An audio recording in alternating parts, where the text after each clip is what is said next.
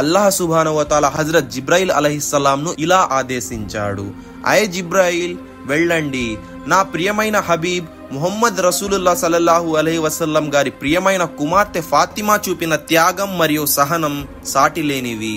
ఆమె స్వయంగా ఆకలితో ఉండి ఇతరులకు ఆహారం పెట్టింది.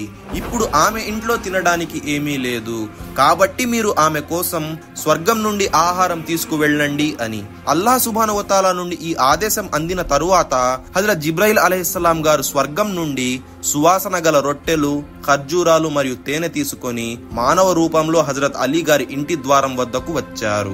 ఆ సమయంలో హజరత్ ఫాతిమా గారు అల్లాహ్ యొక్క ఆరాధనలో నిమగ్నమై ఉన్నారు. ఆమె కేవలం నీరు మాత్రమే తాగి అల్లాహ్ను ఆరాధిస్తున్నారు.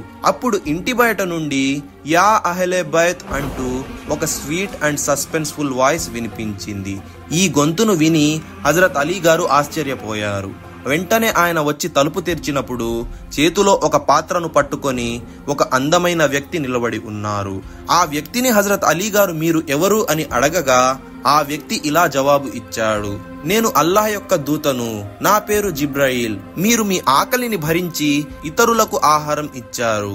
మీరు చేసిన ఈ పనికి అల్లాహ్ ఎంతో సంతోషించి మీ కోసం స్వర్గం నుండి అల్లాహ్ సుబ్హానహు వ తఆలా ఈ ఆహారాన్ని పంపాడు అని. ఇది విన్న హజరత్ అలీ గారి హృదయం ఆనందంతో మరియు ఆయన కళ్ళు నీళ్లతో నిండిపోయాయి. ఆ తరువాత హజరత్ జిబ్రాయిల్ అలైహిస్సలాం గారు ఆహారం ఇచ్చి అక్కడి నుండి వెళ్లిపోయారు.